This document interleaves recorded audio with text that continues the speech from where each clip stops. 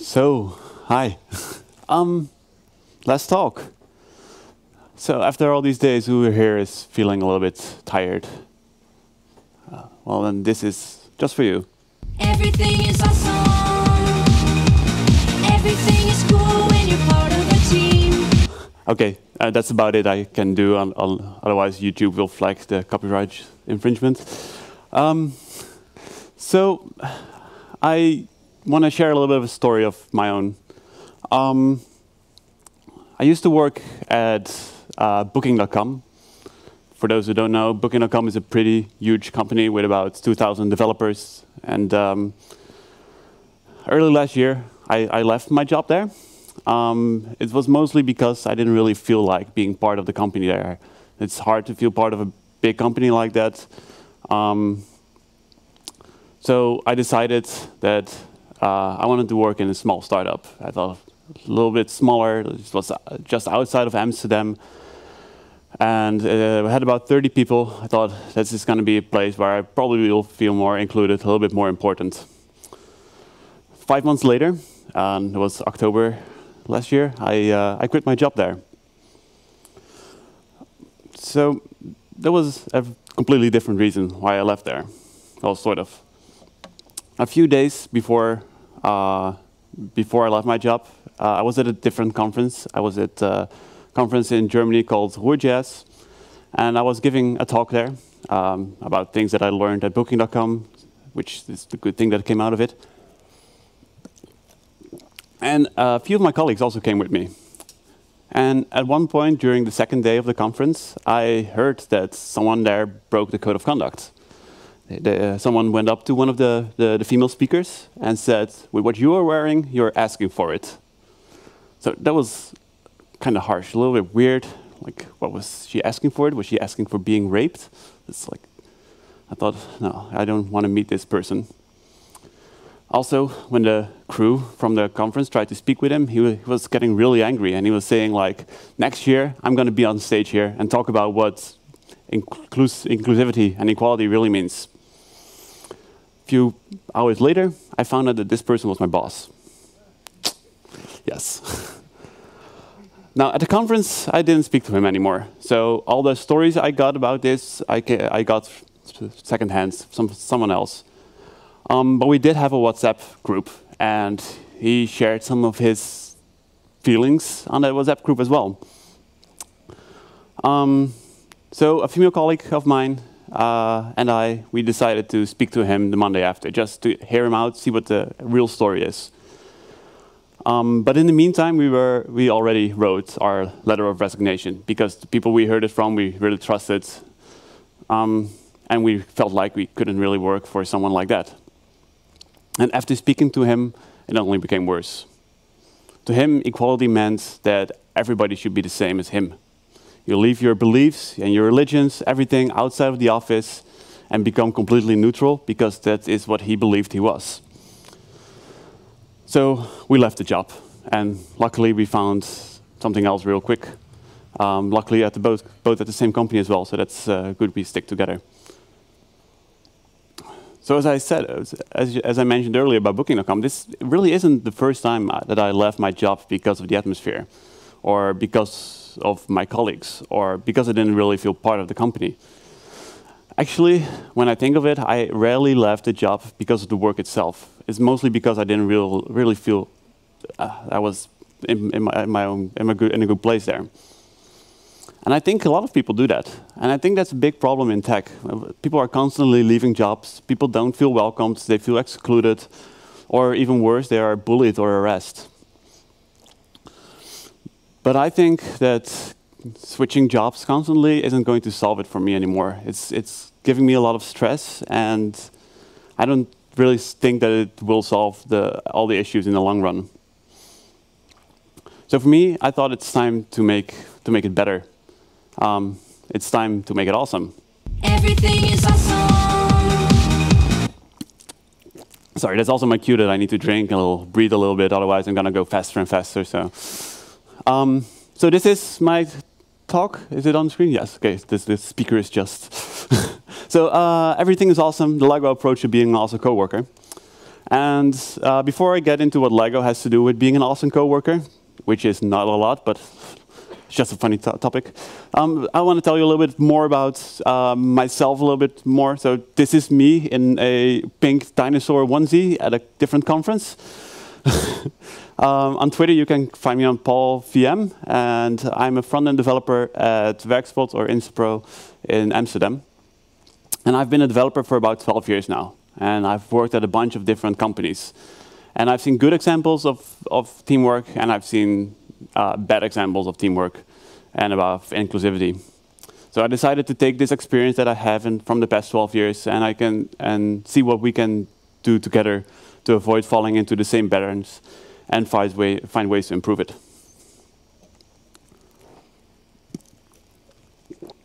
A journalist in the 1950s, William H. White, he said, "The great enemy of communication we find is the illusion of it." And what he meant by it is that people try to improve communication and find ways to show that it has improved. So they documented whatever was said in meetings and made sure that everyone was in the loop of everything. You may even remember that it's the same reason why we keep getting emails about everything and keep getting invites to meetings that we don't really want to be in. But that's basically, it's kind of like an illusion of communication. It's more of a fake, it's more of a paper trail of fake improvements. So he also said, we have talked enough, but we have not actually listened. And we have not, especially not listened to those who need understanding. Our problems with listening to each other, our lack of compassion, and our inability of understanding isn't just caused by lack of communication on the work floor. A recent study by Harvard Business Review showed that many leaders assume that they are better at valuing diversity than they actually are. They think that they value diversity and inclusivity, while a lot of them solely use diversity to get recognition themselves, to show the outside world on how diverse they actually are. So I would say the great enemy of inclusivity we find is the illusion of it. Because it's not that hard to count the percentage of women or people of color that are in your organization. But just showing data about hiring and promoting diverse candidates, it doesn't make your company the most welcoming. It's about building a climate of trust, appreciation, and openness to differences in thoughts, styles, and backgrounds. So I guess that most of you here are probably not managers at big companies. So you might think that you have little influence in the inclusivity of your company. But unless you're a freelancer who works solely by himself or by themselves, you are part of a company. And you can be an awesome coworker who's welcoming and make sure that everyone feels included. But how did we really get to this stage? How did the tech industry become this place where white men hold all the cards and make all the rules? Because it really didn't start out that way. In the beginning of computer science, men focused on building the hardware, while women pioneered software development. Arguably the most famous pioneer was Grace Hopper, you see her over here, who in 1944 programmed the Mark I supercomputer at Harvard University. Who here knows what the Mark I is famous for? Okay, so Grace Hopper programmed the supercomputer that helped design the atomic bombs. That's what is she actually famous for. But she did a lot more. Hopper also invented the concept of a compiler. She helped develop COBOL and created a language called Flowmatic. She also set the groundwork for networks to help computers work together.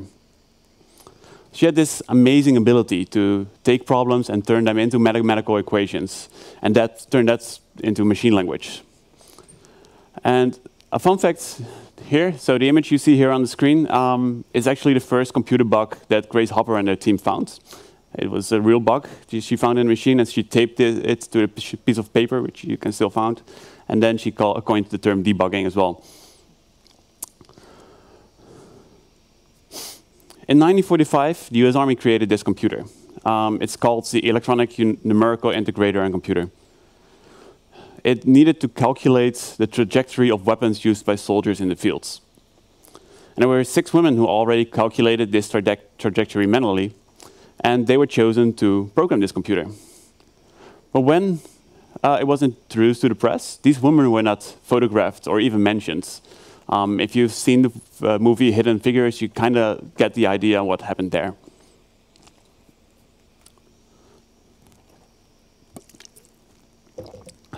So in the 1960s, the computer industry was growing, and it was getting more lucrative. It was so lucrative that in 1967, the editor-in-chief of the Cosmopolitan, Helen Gurley Brown, decided to tell their readers about the healthy salary women get in this line of work. So alongside it had photos you see here of Ann Richardson, who was an IBM system engineer. She was sporting a dress and pearly earrings, a sign that for Cosmopolitan that any woman would be able to do this. The article starts out with telling a girl senior system analyst gets $20,000 and up. So in today's money, that's roughly $150,000 a year. So if you want to compare that to the salary of a female secretary in New York, a secretary was a relatively high-paying job. New York is a high-paying city. The average was about $5,200 a year. So $5,200 versus $150,000, it's like huge.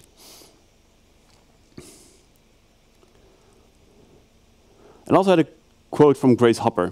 She said, "It's just like planning dinner, something she said women are expert at because of their patience and their attention to detail." She said, "Women are naturals at computer programming." So the wages, they were so high because there were not enough programmers to fill open jobs. But at the same time, the industry also started to shut women out.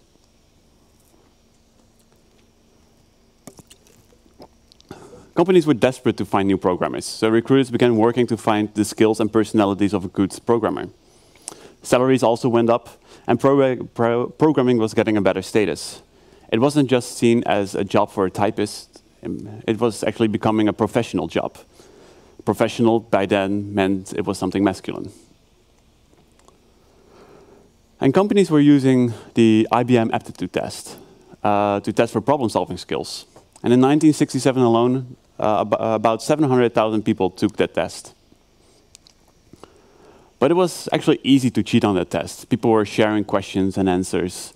So they also started testing things out with personality tests. And there were these two psychologists called William Cannon and Dallas Perry, and they profiled about 1,400 programmers to make a vocational interest test. Vocational interest skill, sorry. They believed that it could predict the success people would have in the field. So based on those 1,378 people, only 186 were women, which is really weird because back then the male-female ratio was about 50-50. And based on their studies, they found that the good programmers are good at solving puzzles, and they also shared one specific trait. They wrote that programmers dislike activities involving close personal interaction. So in Cannon and Perry's 82-page paper, the words woman or women didn't appear once. They only referred to the group as men. Now you would think that one test couldn't make such an issue, wouldn't be such an issue, but their personality test became widespread. People were starting to be selected for being antisocial and not just for talent anymore. And that's actually the beginning of the now well-known type of the antisocial developer. What is clear about this is that this criteria favors male programmers more than female programmers. Antisocial personality disorder, for instance, favors men to a 3-to-1 ratio. Autism and Asperger's is seen as high as 7-to-1. And besides that, women who have these characteristics are seen as not liking people, while men are being seen as lone wolf. It's something to be admired.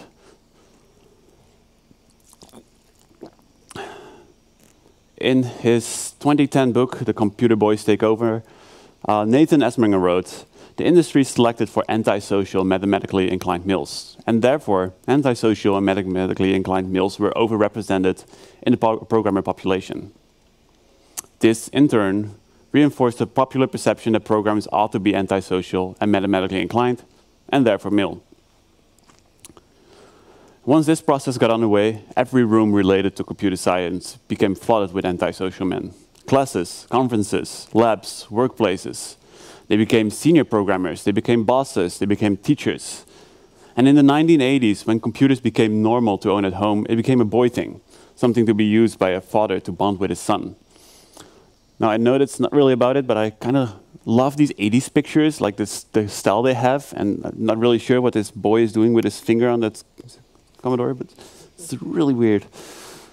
So the stereotypical nerd was so widespread, mid-80s movies like Weird Science, Revenge of the Nerds, and War Games romanticize awkward geniuses who use tech to win the affection of attractive women. Even though popular media didn't create the stereotype, they sure enforced it. Who here has heard of a 90s startup called Trilogy? This is a story that Silicon Valley doesn't really want you to know. It's a story that people try to forget. So Trilogy was ran by a Stanford dropout called Joe Lehman.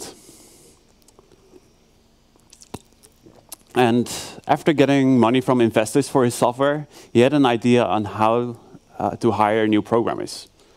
And it's one that's visible still in today's hiring strategies. So instead of hiring experienced programmers, he would take talented, overachieving students direct out of graduation. The ethos of the company was, we are elite talent, and it's potential and talent, not experience, that has merit. They were looking for only the best. Something that you still hear a lot at tech startups. So to get those students, they went to university and passed out laptops to the students so that people know them. They hosted extravagant dinners on rooftop restaurants in San Francisco. And most important, the recruiters, they were mainly young, good-looking women. The idea of Joe Lehman with this was to hire women that would never look twice at an engineer. But once a student was interested in working for Trilogy, they had to undergo a series of brain teasers. And this too will probably sound very familiar to you. So they would ask questions like, how many piano tuners are there in the world? How many golf balls fit in a standard double-decker bus? How much would you charge to wash all the windows in San Francisco? These tests like this have been part of Google's strategy till as recent as 2013. And it doesn't have anything to do with being a good programmer. This was for cultural fit. The company was looking for people with extreme confidence, so people that would answer these questions without any actual expertise. So the company cultures were work hard, play hard. Holidays were called competitive advantage days because no one else was working. And at the end of the week, everyone was ready to party and let loose. Sometimes they would spontaneously hop on an airplane to Vegas, and with Joe Lehman himself, they would stay up all night, go to casinos, and go to strip clubs. And Joe expected his employees to bet all or nothing at the casinos, and sometimes they had to go up to tens of thousands of dollars at a time. So these insane working hours, the drinking, the gambling, and Vegas, plus valuing potential over experience, made the culture male-dominated. It was completely hostile towards women. Trilogy was the first in a long line of tech startups that required assimilating into a culture of masculine arrogance that many people, and especially women, might not want to sign up for. And in the past 20 years, a lot has changed. But this bro culture, it still exists. So last year, Susan Fowler shared her experience that she had at Uber. She detailed the sexism and harassment that she faced in the company where she was a site reliability engineer. Her story, where she told how managers and human research departments did little to rectify her issues, showed how high performers were protected when accused of sexual harassment and other intolerable behavior. So Susan Fowler kind of brought Uber to their needs. She ignited the 27 Me Too campaign, and other women, Niani Wang, Susan Ho, Lydie Xu, Sarah Koons, and Shell Yo, amongst others, shared similar stories of harassment and sexism. But it's not over yet. There's still a lot of work to be done to make sure that everybody is treated equally.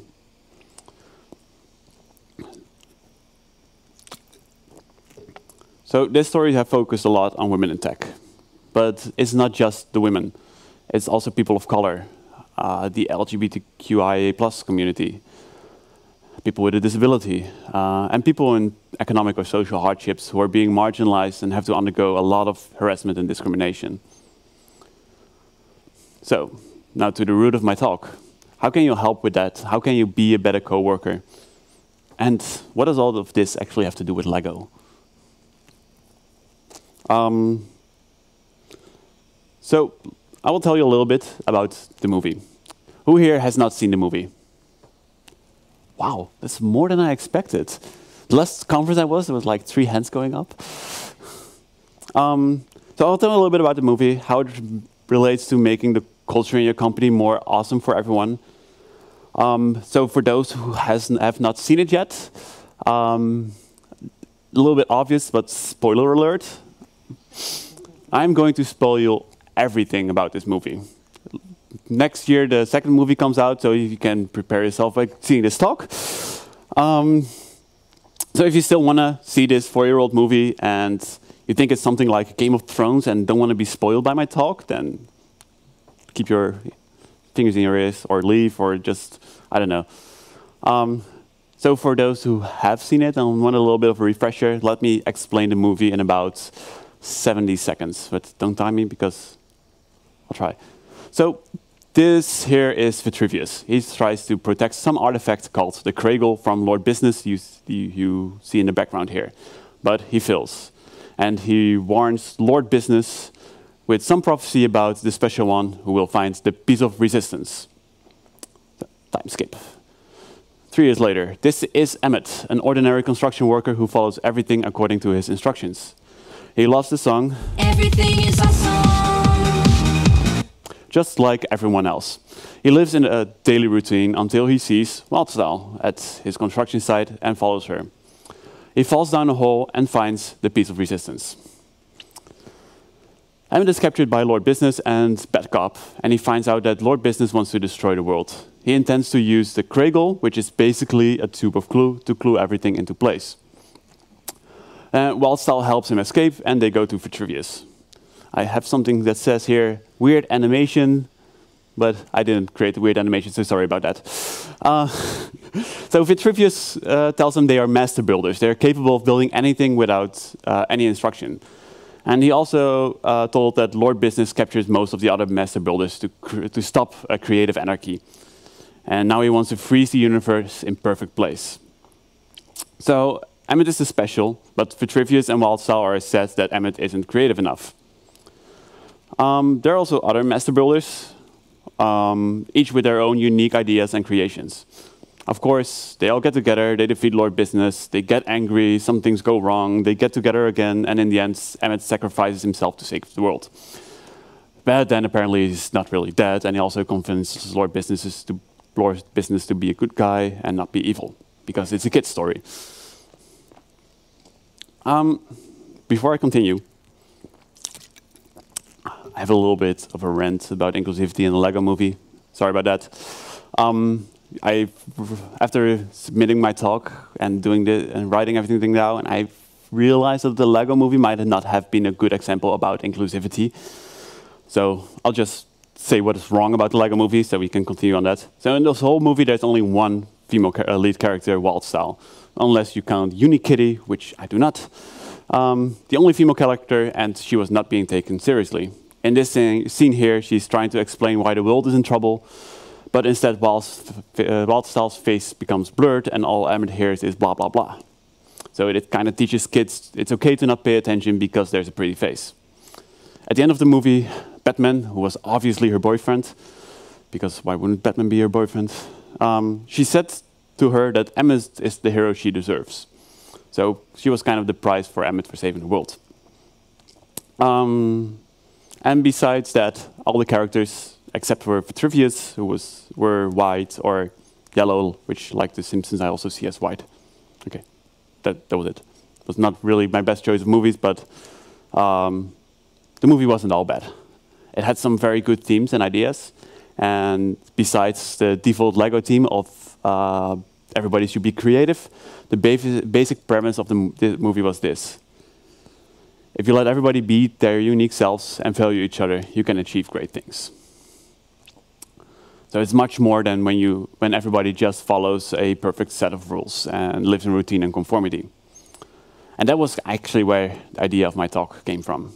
I wanted to take that idea and see how we can put that into practice and to create a more inclusive and welcoming environment. So in the past, workplaces all looked the same. When you came to work, you were being stripped down of your individuality. Everybody should think the same, behave the same. The business decided who you should be, and equality also meant you should be like an antisocial white man. Being like-minded was supposed to be a strength. It was viewed as something that could help businesses manage growth. If everybody was the same, it's easier to get them all in line. So individual identities were seen as a danger to effective teamwork. Equality meant uniformity. And that's also a little bit the way how the Lego movie starts out. Emmett is an average person who follows the rules and instructions, just like everyone else. Everybody has the same morning routine, and once at work, they all follow the rules that the business dictates.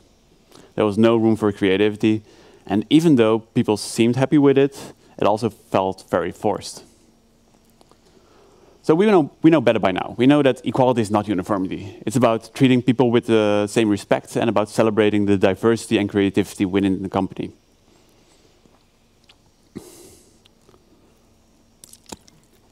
And a good way to start with that is to make people feel welcome and included. So onboarding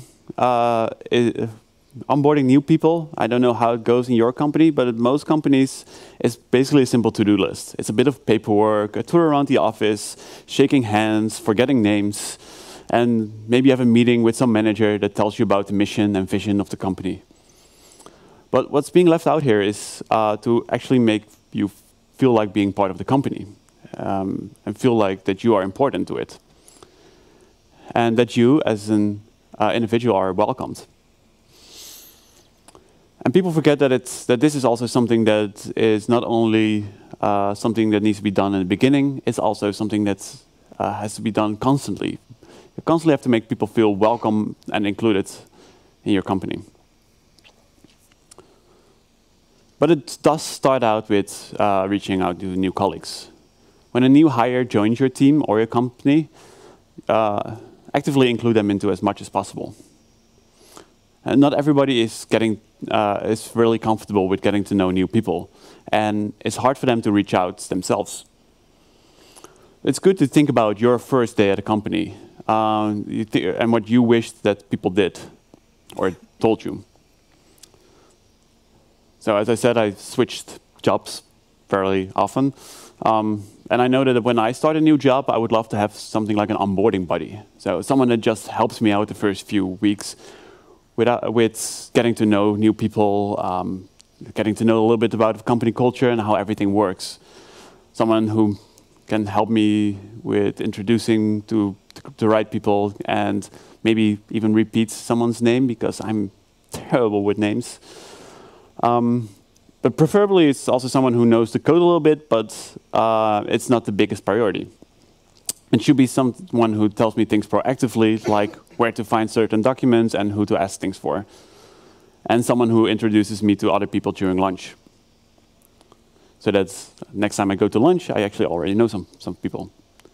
But you don't really have to be someone's buddy. Sometimes that's just not possible. But if someone new joins, maybe it's not someone in your team, you can always just go to them once in a while, ask how it goes, what problems they have, if they maybe have questions about certain things.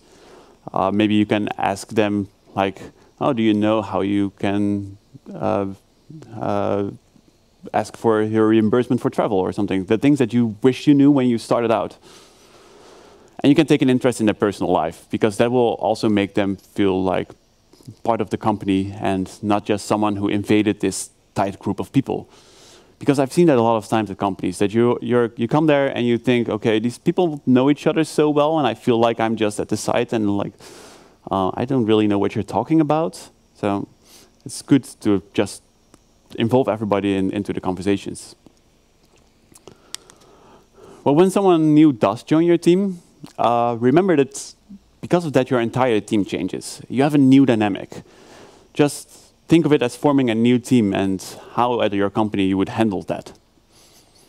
So maybe do something together. A lunch, maybe an interactive meeting like a brainstorm on how to continue with the project you're working on. And try to make sure that this person feels like an equal member. So no inside jokes that they don't know about. Not talking about new features that are upcoming without explaining that to them first. And don't assume that they eventually will learn, because that's just going to exclude them. So, for example, if a meeting is coming up and you're going to be talking a lot about things that have happened in the past, try to take these people apart first. Not really literally, but just take them to the side, talk to them beforehand, and explain what's what. Not just to make them feel welcome, but also to make them help be as valuable to your team and your company as possible from the beginning.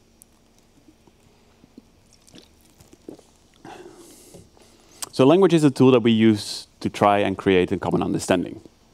It is powerful and it's essential for creating an environment where everybody feels welcome and included. But sadly, it's also being used to leave people out, to discriminate and to marginalize.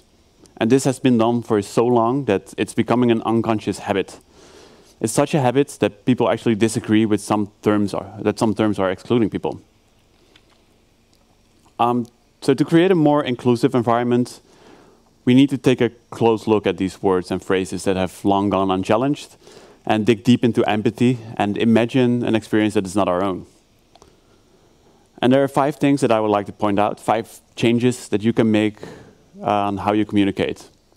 And some of this might seem a little bit unnecessary or even silly, but I would want to ask you to keep an open mind. So whenever you talk about someone, maybe about your user or something like that, try to make your sentences people first. So instead of a blind man, use a man who is blind. This doesn't seem like a big change, but this is called people first language. It keeps the individual as the most essential element. If you say a blind man, you focus on the disability first, and you might unconsciously dehumanize this person. If you say a man who is blind, people will first think of the man before focusing on the blind part. It makes these people more real.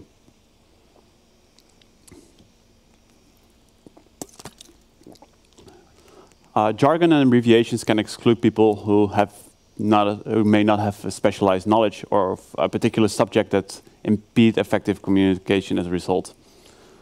So try to only use jargon and abbreviations that are widely used, and if necessary, explain what you mean.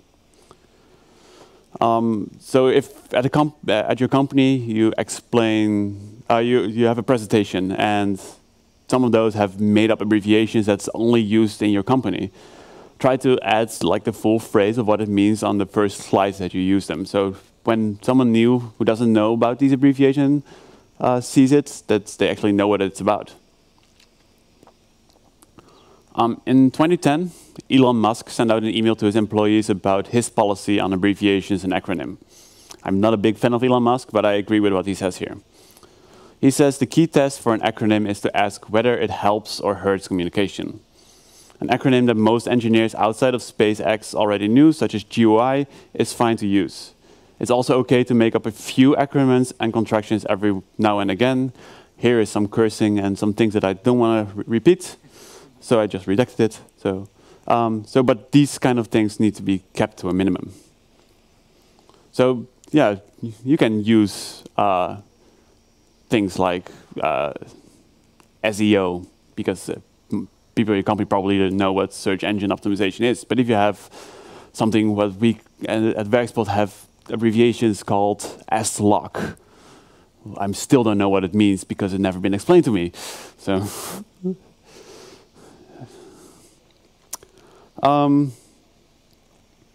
So this is something that's been discussed a lot lately online.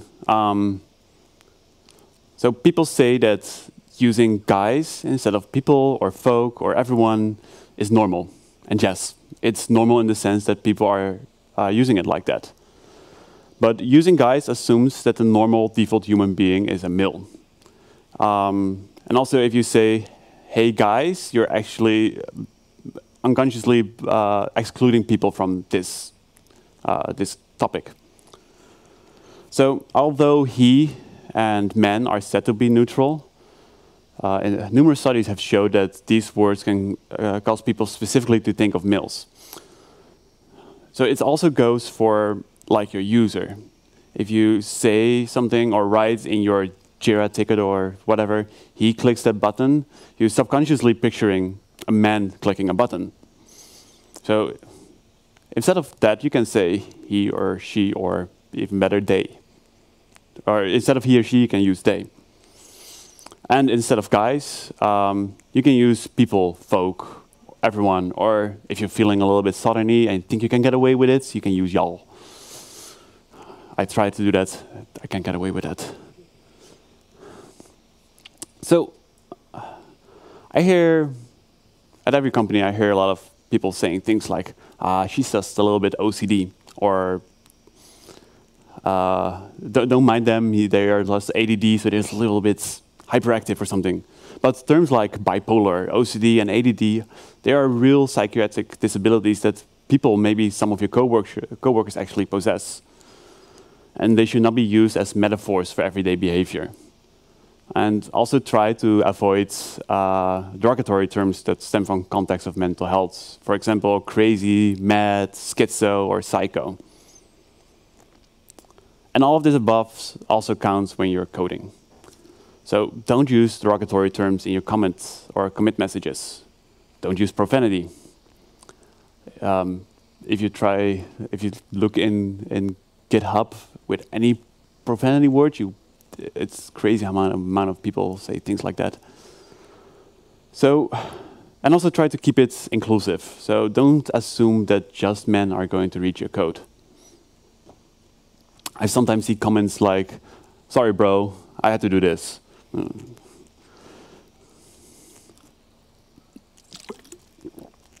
another way of being an awesome coworker is by being humble. It's by recognizing your own limitations and your shortcomings. But being humble doesn't mean to think less of yourself. It simply means to think of yourself less. And by doing so, you can help with making others feel more included. For example, if you know that you don't have the answers, if you don't have all the answers, it might lead you to ask others for their input. And this signals to colleagues that you're open to their ideas and to other ideas as well. So as I just said, the first step of being humble is accepting your own limitations. And here's the hard truth. You're not the best at everything. You're probably not the best at anything. At least I know that I am not the best at anything. Hopefully no one is the best at anything. And nearly everyone knows things that you don't. And if you accept this, you can learn from everyone. You will become more empathetic, and people will understand you better. And if you're not afraid of making mistakes and be honest about them, it also shows that the company doesn't have a culture where everybody has to be perfect. It relieves both stress in you and in your colleagues, and it opens conversations. Recognizing your limitation doesn't mean abandoning your dreams. Humble people are perpetual learners and are not terrified of knowing less than someone else. But to learn, so after you accept that you don't know anything, you want to learn, you also need to listen to each other. So when someone is listening to you, whether it's an idea, you're sharing or a project challenge you're working through, it feels supported to have someone all in, witnessing what you're going through. So how many times you're in a meeting, how many times do you bring your phone or laptop and be constantly distracted by it? Or the other way around, you're trying to tell people something and they're on the phone constantly, like going through whatever they're doing. So the easiest solution is the most obvious one. Just don't bring your phone or your laptop with you. But I realize that that's not always possible because sometimes you need it during a meeting or you don't really trust your colleagues enough to leave your phone on your desk. But you can just turn off your notifications for your email or just close your browser. And you can snooze Slack or whatever else you're using. So just try to be there for your coworkers because they have put in a lot of effort to prepare a meeting or an idea. And so also try to look at people when they speak and also make notes, because when you're making notes, it also shows that you're actively listening. So, and also a good one, if you don't understand what someone is saying, try to ask them to explain. So just put your hand up and try, maybe you can explain this, because otherwise you're just gonna get lost later in the meeting. And this is weird for someone being on stage talking a lot. Try to talk less and listen more. So don't interrupt someone or make corrections, or even if someone is wrong. So unless it's really in context, you really need to correct them. You can also do that at the end. But so it's not. If someone just says something that's like, you can just ignore small mistakes. So also try to understand someone's viewpoint and be interested in what they have to say instead of just boasting your own ego because you know something better. Don't be distracted of the next thing you're trying to say. I know that I do that a lot. Like, people are just talking and I'm thinking, okay, I want to say this next, and then just keep repeating that in my head and not actually listening anymore. So, yeah, so by the way, everything I say here, I'm bad at. So try to not be distracted. Just try to listen. And when you want to ask a question, make sure that the person is done with talking. And don't tune out until there's a silence for you to make your own point. Just listen and respond. But also outside of meetings, if someone needs to vent a little bit, like someone is pissed at something, just lend them an ear. You don't really even have to propose a solution for whatever problem they might have. Sometimes acknowledging a problem will make people feel better. But it also goes the other way around. At meetings, there's also always one or two people that seem to dominate the conversation. They talk the longest and have an opinion or ideas about everything. I'll come back to that a little bit later about why that is. This, if you don't think there's someone in your company that does that, it's probably you. So, but these people are not bad people. But it could be that they make other people feel insignificant.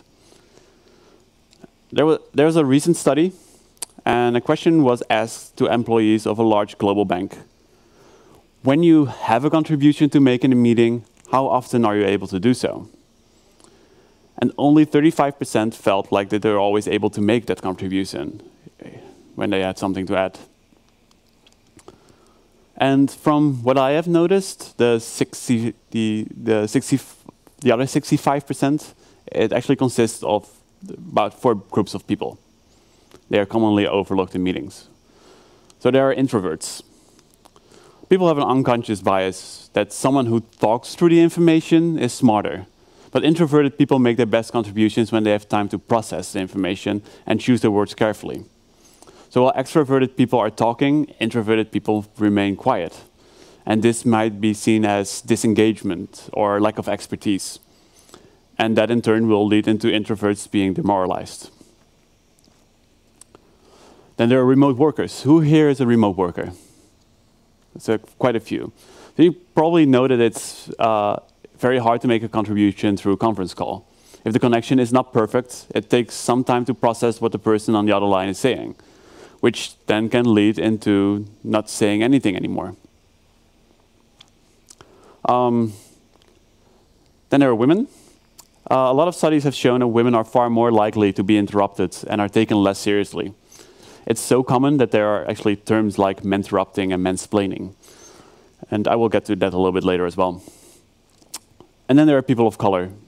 Studies also show that they are often ignored during meetings and need to work a lot harder to be recognized or acknowledged than their white coworkers.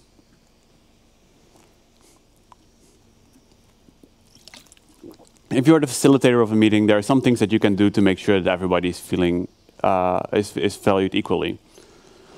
So before the meeting, share the purpose of the meeting, share the presentation and any other relevant data. So this way, you can help introverts to process some of the data before the meeting actually starts, and they can ask additional questions during it or maybe even before the meeting. And it's also helpful for remote workers to be able to follow along. If you have a presentation ready, just share it with them so they can just look at it at their own computer. If you're working with video conferencing software, you can ask the remote participants to use the chat feature to let everybody know when they want to chime in. Chat is most of the time much faster and much easier to understand. Also, regularly ask these people if they're still able to hear and follow along.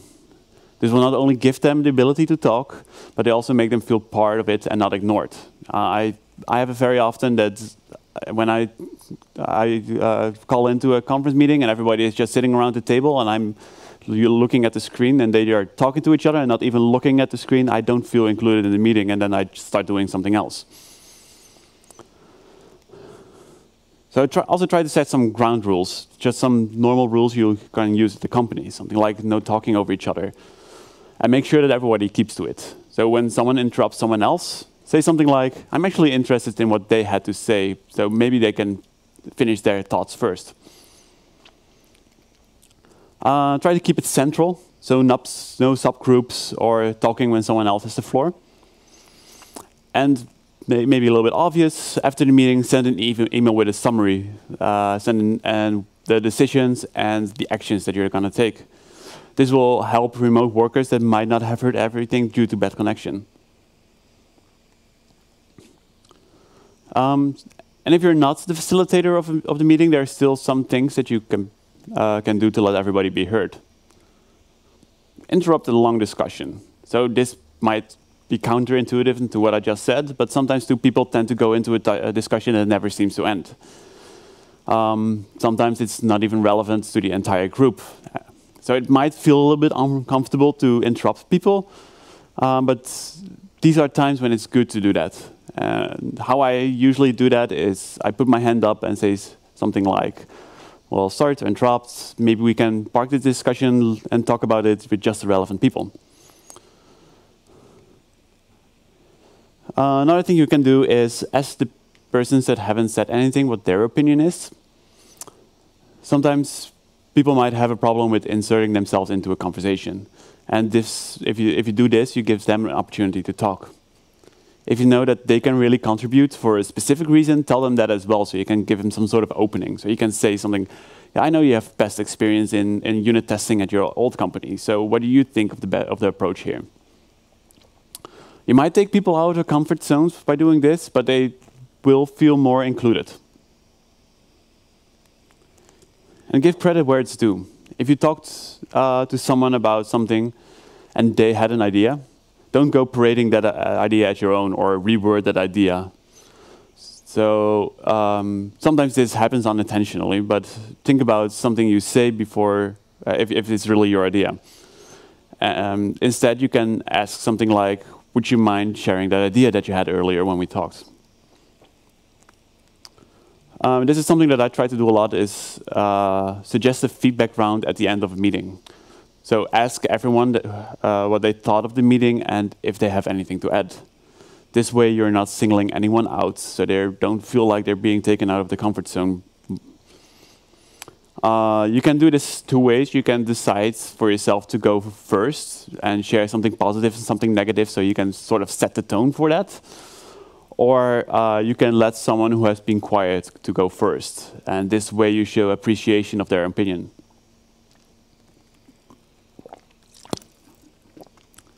And another way is to be humble is to be an ally. An ally is someone who supports equal rights for others and acts when people face exclusion and discrimination.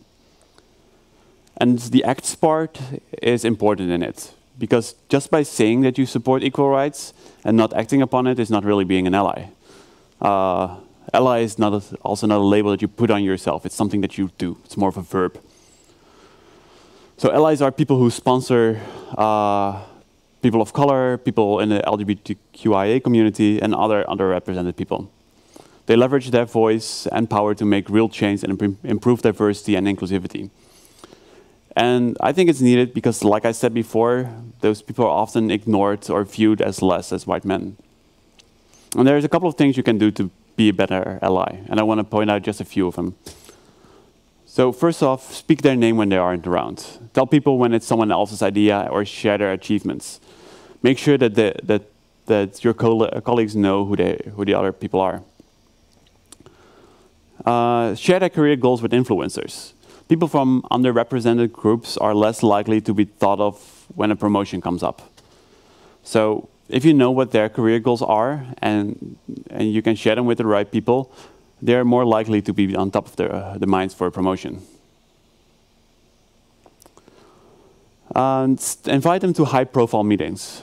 Underrepresented people usually have a different way of thinking about things. So make sure that high-profile meetings are as diverse as possible. And endorse them publicly. So ideas of underrepresented people are less likely to win the endorsements they need to go forward. Because 56% of leaders don't value ideas they don't personally see a need for. So endorse their idea and make people see the value. And finally, stop with mansplaining and interrupting. These are things that most of the time happen unconsciously, but being aware it happens is the first step of stopping yourself from doing it. So let me briefly explain what these terms are. So mansplaining is the act of explaining something in a condescending and overconfident way, mostly towards women. If you want to explain something, think if that person really doesn't know it, or if it just do it for the sake of letting people know that you know. And mentorrupting is when someone unnecessarily interrupts a woman. Studies show that women are interrupted almost 3 times as often by men than men are interrupted by men. So if you're interested in finding more about how to be an ally, you can find resources on Twitter accounts, Better Allies. So everyone has a perspective no one else has. And by encouraging this creativity, it will be a more innovative and fun environment to work. People will see themselves as a more vital part of the company. And the best way to start is trying to get everyone's input. For example, when you want to do group brainstorm, don't just invite a senior member to your team. Try to invite the intern or invite a new hire. Try to invite people from outside of your own personal bubble. So a lot of developers are just talking with other developers. But when you want to get some new ideas, maybe suggest inviting someone from the sales department or marketing or something like that. And when you want to prioritize bugs, which is a kind of also a creative process, maybe get someone from customer service in the meeting. So try to create an environment where people are not afraid to share ideas. Some ideas may seem too small and others may seem too big, but there's always an original thought rooted in their ideas. So try to respond enthusiastically to all ideas and never make someone offering an idea, however hopeless it might feel foolish. Give even the most apparently outlandish of ideas the chance to be aired. Also, the more far out an idea is, the better chance it has at being something original. And an idea doesn't really have to be perfect right from the start. So don't get rid of ideas just because they don't seem feasible. Play with the ideas and celebrate those team members that bring them to the table, because these people don't come along very often. And another way to be an awesome coworker is to celebrate the diversity you have in the office, and not just the geographical diversity. So everyone comes from different backgrounds, and the best way to promote diversity is to utilize it. Trying to get to know your colleagues on a personal level, regardless of their culture and background, and appreciate the differences. So know where they come from, where their interest lies, and what makes them unique. Also, know them on professionally on a deeper level. Try to ask what they've done before you met, where they want to go to in the future, and what conferences, for example, they have visited, and how they keep up with all the things that change in their job. Because everyone comes from a different background, you all have had unique experiences. As a group, you tend to know more. And the more diverse your group is, the less overlap you have in knowledge. Less overlap you have in culture and also in vision. So the more you know of each other, the bigger your worldview becomes. So try to learn from each other, use each other's strengths, and help each other with their weaknesses. But also don't forget about yourself, because you're awesome too. Your opinions are unique, and they are also valid. And you should not be afraid of letting your voice be heard. And that's very important to be aware of, because if you don't recognize your own awesomeness, it's hard to be a great coworker. So find people that believe in you, and keep away from people that try to belittle your ambitions. Encourage and support them, and welcome their support in return. So spend more time with those that sharpen you and make you better, and less time with those who drain your energy, or your talent, or your time. The truth is, friends and colleagues who speak encouragement into your life are priceless.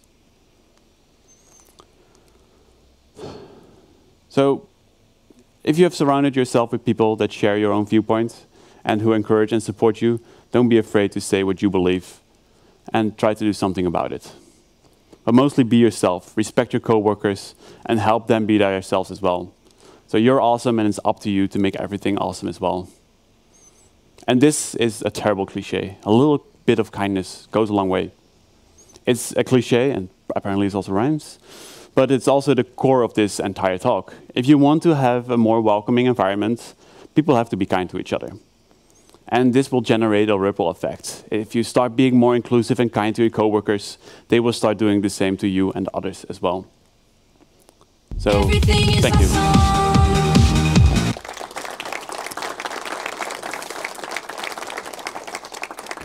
You can find my slides on notice/Paul. And this is, by the way, a very awesome book. So read it if you have the chance. Thank you.